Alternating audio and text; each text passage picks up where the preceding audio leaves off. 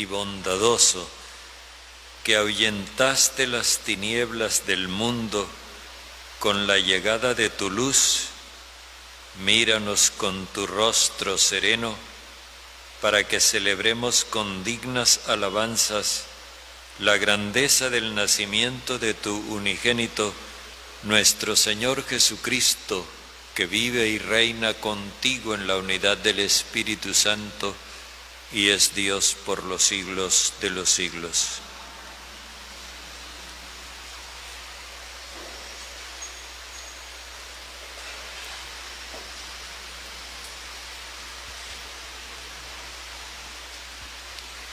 Lectura de la primera carta del apóstol San Juan. Queridos hermanos, en esto sabemos que conocemos a Jesús, en que guardamos sus mandamientos. Quien dice, yo lo conozco, y no guarda sus mandamientos, es un mentiroso, y la verdad no está en él. Pero quien guarda su palabra, ciertamente el amor de Dios ha llegado en él a su plenitud. En esto conocemos que estamos en él. Quien dice que permanece en él debe vivir como vivió él. Queridos, no os escribo un mandamiento nuevo, sino el mandamiento antiguo que tenéis desde el principio. Este mandamiento antiguo es la palabra que habéis escuchado, y sin embargo os escribo un mandamiento nuevo, lo cual es verdadero en él y en vosotros, pues las tinieblas pasan y la luz verdadera brilla ya. Quien dice que ya está en la luz y aborrece a su hermano está aún en las tinieblas. Quien ama a su hermano permanece en la luz y no tropieza. Pero quien aborrece a su hermano está en las tinieblas, camina en las tinieblas, no sabe a dónde va, porque las tinieblas han cegado sus ojos. Palabra de Dios. Alégrese el cielo, goce la tierra. Alégrese el cielo y goce la tierra. Cantad al Señor un cántico nuevo. Cantad al Señor toda la tierra. Cantad al Señor, bendice su nombre. Alégrese el cielo y goce la tierra. Proclamad día tras día su victoria. Contad a los pueblos su gloria, sus maravillas a todas las naciones. Alégrese el cielo y goce la tierra. El Señor ha hecho el cielo, honor y majestad lo proceden, fuerza y esplendor están en su tiempo. Alégrese el cielo y goce la tierra.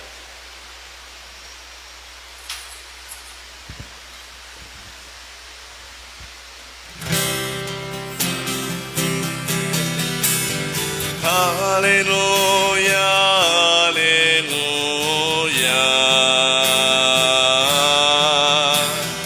Aleluya, aleluya.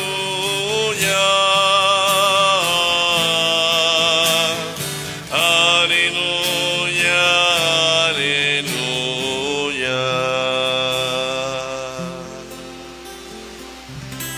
El Señor esté con ustedes. Y con tu espíritu. Lectura del Santo Evangelio según San Lucas. Gloria a ti, Señor.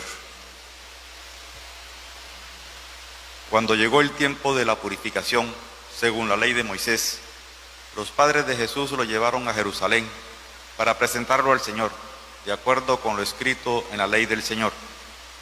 Todo primogénito varón será consagrado al Señor, y para entregar la oblación, como dice la ley del Señor, un par de tórtolas o 2 pichones.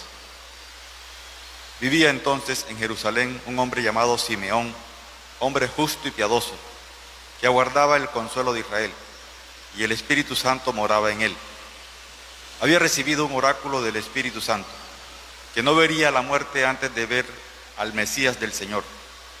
Impulsado por el Espíritu, fue al templo. Cuando entraban con el niño Jesús sus padres para cumplir con lo previsto por la ley, Simeón lo tomó en brazos y bendijo a Dios diciendo: Ahora, Señor, según tu promesa, puedes dejar a tu siervo irse en paz, porque mis ojos han visto a tu Salvador, a quien has presentado ante todos los pueblos, luz para alumbrar a las naciones y gloria de tu pueblo Israel. Su padre y su madre estaban admirados por lo que se decía del niño. Simeón los bendijo diciendo a María, su madre: mira, este está puesto para que muchos en Israel caigan y se levanten. Será como una bandera discutida, así quedará clara la actitud de muchos corazones, y a ti una espada te traspasará el alma. Palabra del Señor. Gloria a ti, Señor Jesús.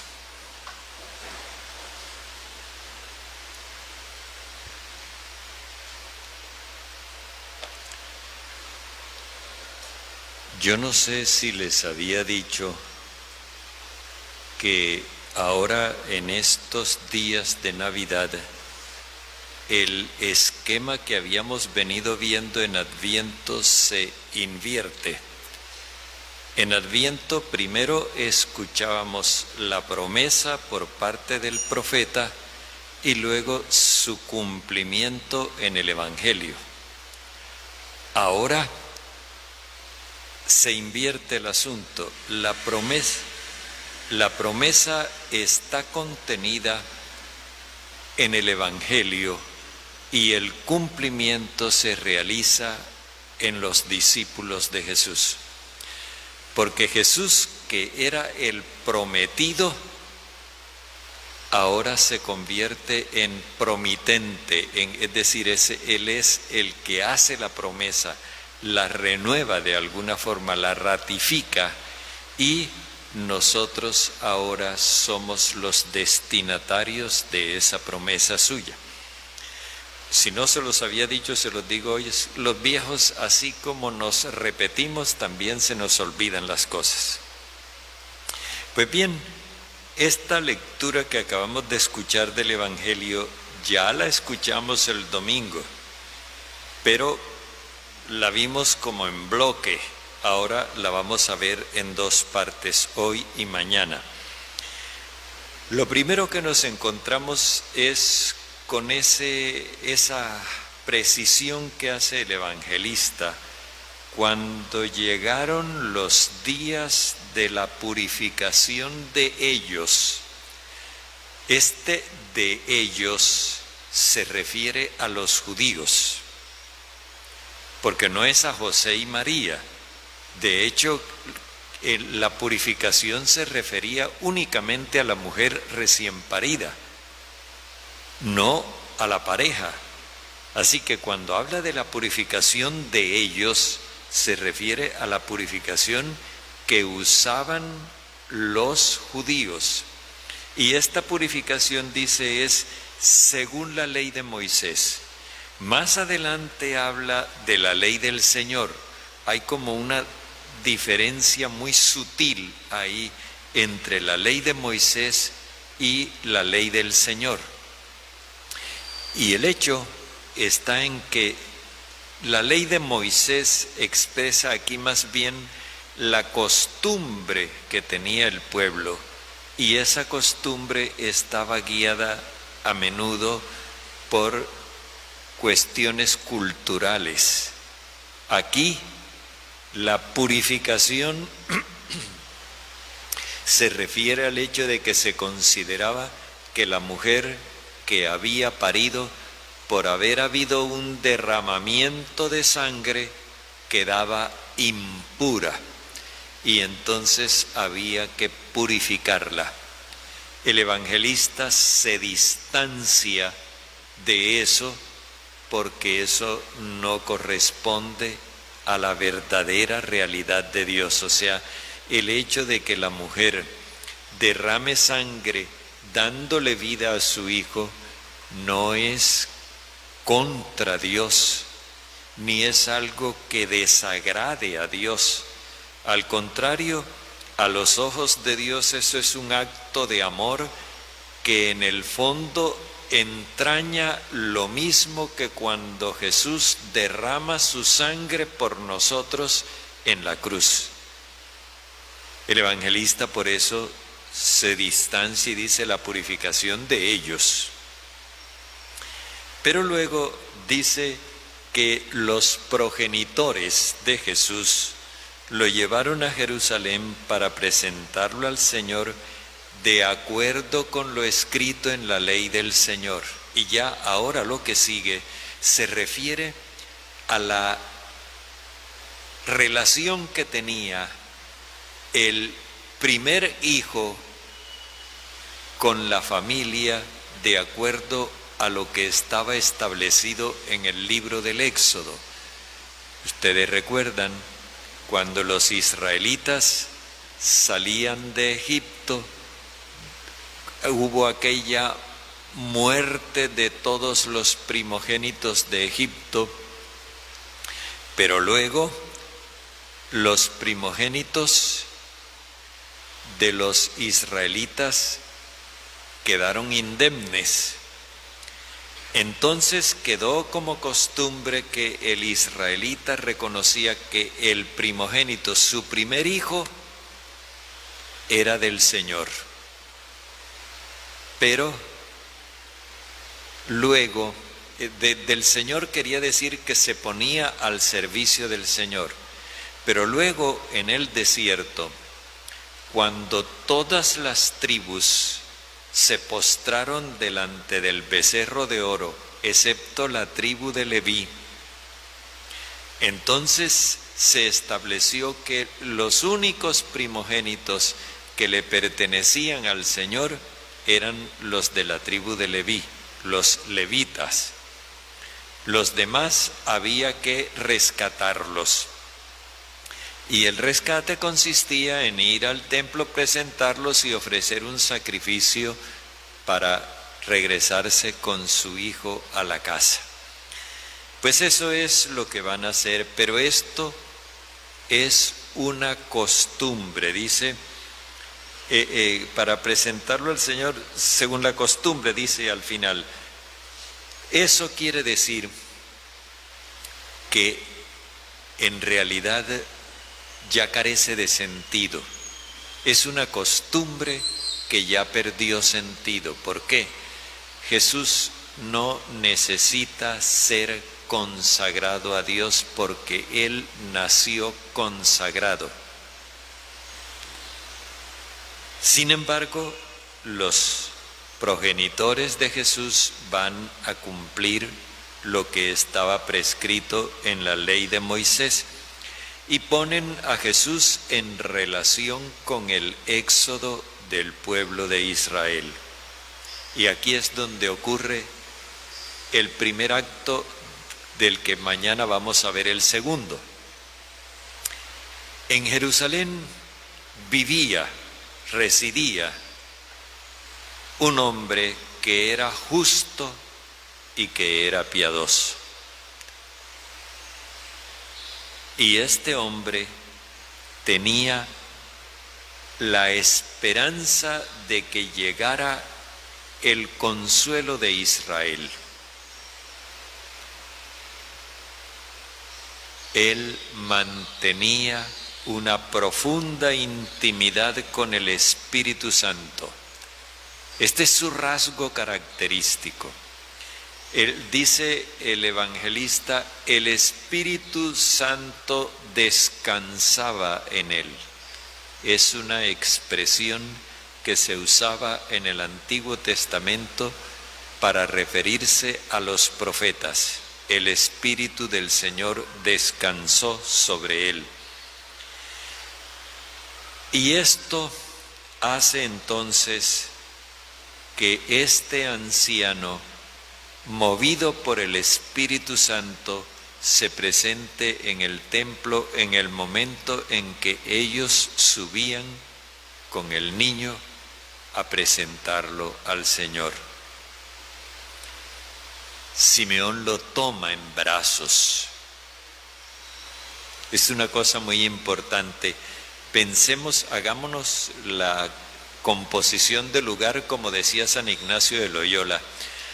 Imaginémonos el momento.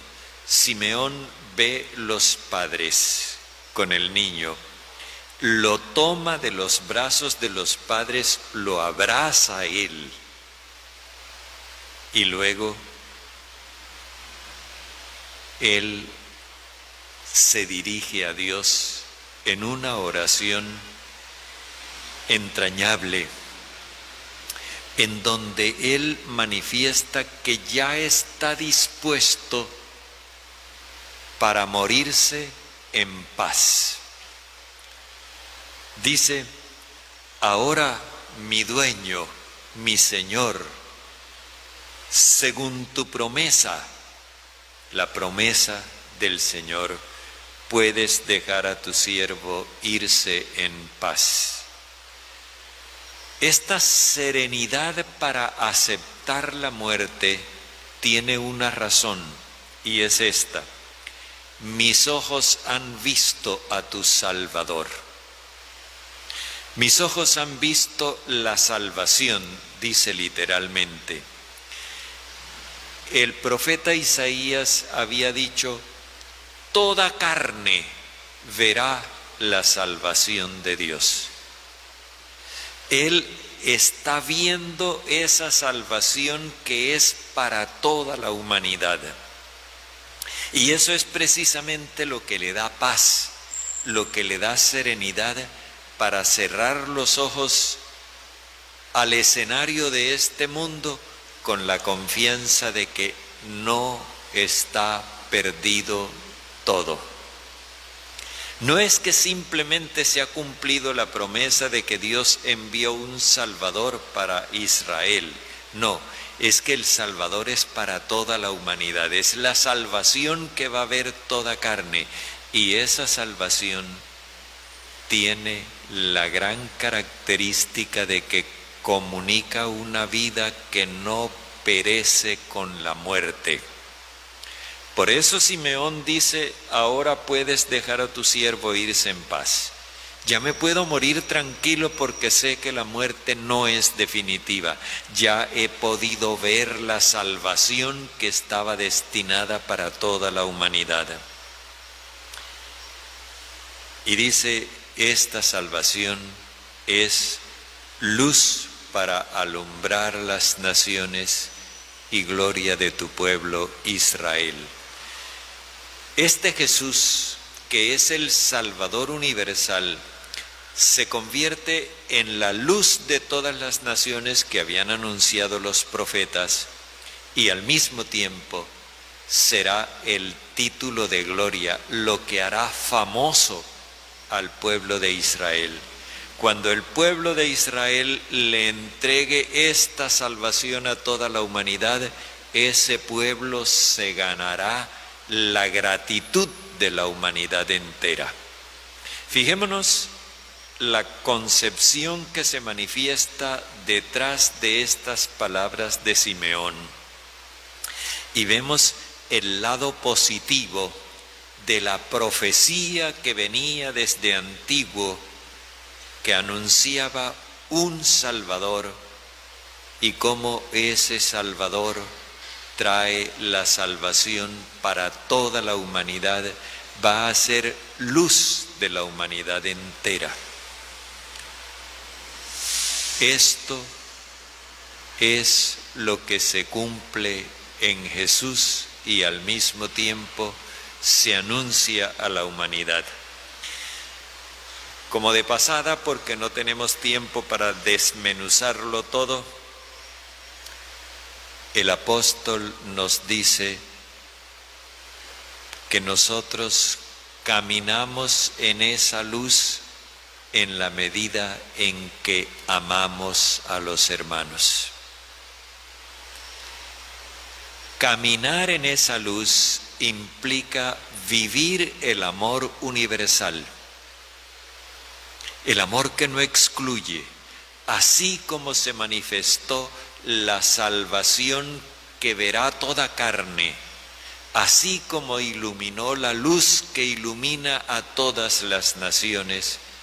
Ahora esa salvación, esa luz resplandece en cada creyente que ama, es decir, transmite el amor de Dios a toda la humanidad sin discriminación.